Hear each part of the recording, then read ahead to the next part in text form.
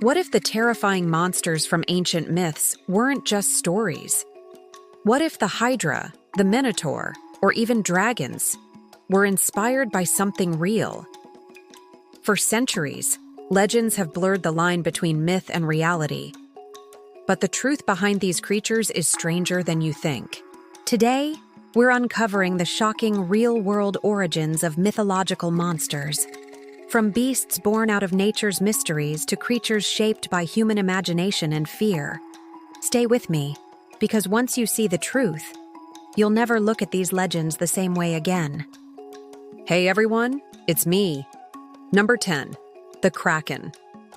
The Kraken is one of the most famous monsters in all of mythology.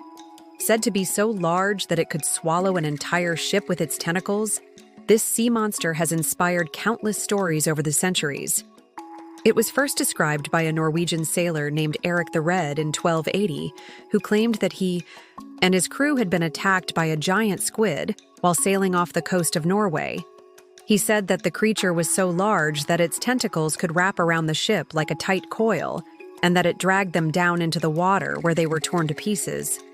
Of course, this story was likely exaggerated for dramatic effect, but there may have been some truth to it.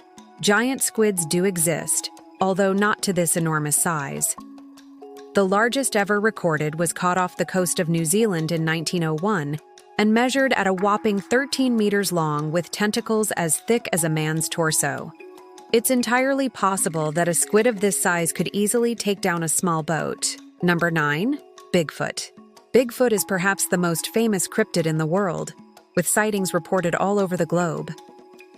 The general description of this beast is that it's a large, hairy, human-like creature that walks on two legs and has a distinctive smell.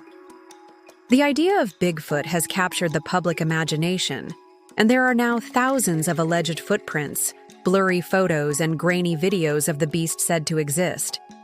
Some people even claim that they've seen the creature up close, but every single sighting has been either debunked or is still officially unidentified. The truth is that there could be many different creatures that we all refer to as Bigfoot. There have been numerous cases of people mistaking bears for Bigfoot, especially black bears, which can stand on two legs when they want to. In addition, there have also been many reports of Bigfoot in areas that are known to be inhabited by humans.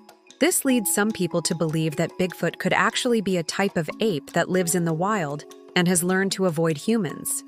Others believe that it's simply a myth, while still others think that it could be a government cover-up. Number 8, the Loch Ness Monster. The Loch Ness Monster is another famous cryptid whose origins can be traced back to the 5th century. According to legend, the monster lives in Scotland's Loch Ness and is often depicted as having the body of a reptile and the head of a horse. There have been hundreds of alleged sightings of the beast over the years, but none have been confirmed. Some say that the Loch Ness Monster is nothing more than a large fish, while others believe that it's the last surviving member of an ancient species of aquatic creature. Proponents of this theory point to the fact that there are no fossils of any kind of horse-headed reptile and claim that this is evidence that such a creature could still be living in the wild. Number 7, the Gorgon. In Greek mythology, the Gorgons were 3 sisters who were so ugly that anyone who looked upon them would turn to stone. They lived on an island far away from civilization, and only the hero Perseus ever dared to visit them. When Perseus approached the island, he was met by a terrible sight. The Gorgons had wings and scales and sharp claws, and their teeth were like daggers. But Perseus was not afraid. He had been given special weapons by the gods, and he used them to slay the Gorgons. Although they are commonly depicted as having one head with one huge eye in the middle, the Gorgon Medusa actually had 2 heads, both of which were said to be incredibly ugly. In reality, there were probably several creatures that inspired the myth of the Gorgon, including birds of prey such as the owl or the harpy, as well as snakes and lizards. Number 6, the Minotaur. The Minotaur is a creature from Greek mythology that lived in a labyrinth on the island of Crete. It was said to have the body of a bull and the head of a human, and it was so vicious that it had to be kept chained up in order to prevent it from rampaging. The Minotaur was eventually slain by the hero Theseus, who entered the labyrinth and killed the beast with a sword.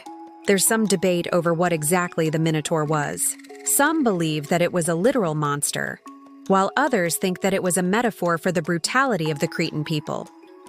There are also those who believe that the Minotaur was a type of executioner, a sort of human sacrifice that was made to keep the beast appeased.